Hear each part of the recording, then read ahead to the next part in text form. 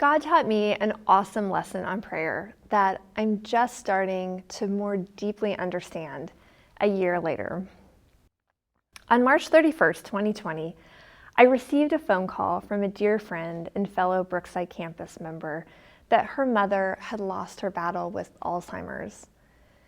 And this news was just crushing. Her mother was young, and my friend was having to navigate hospice and caregiving during the very beginning weeks of the COVID outbreak.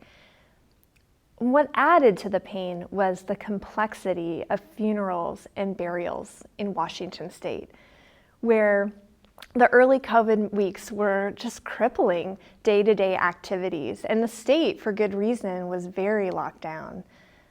But the most devastating restriction, at least to this family, was that no one would be allowed to be at the gravesite during a burial. And I just ached for my friend, and through tears, we prayed for God to miraculously make a way to overcome the situation. Shortly after hanging up with her, I updated some members of our staff, and they joined me in praying for this family and just asking to have the ability for them to say goodbye in person.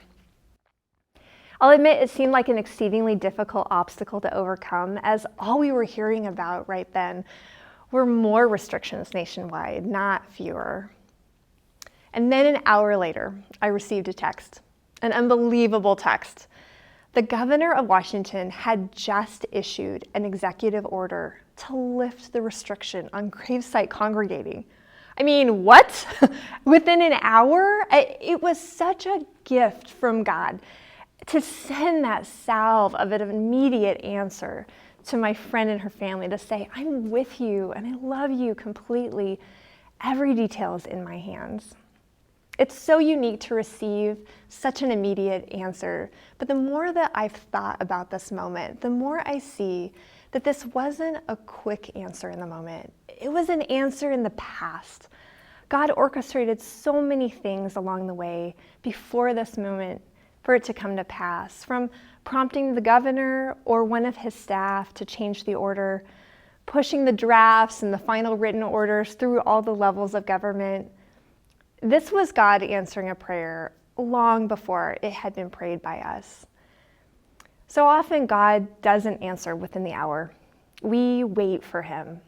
But in the wait, he is always working. He is always active, providing, teaching, changing us until we'll see his answer at the appointed time that he knows will be for our great good and his great glory.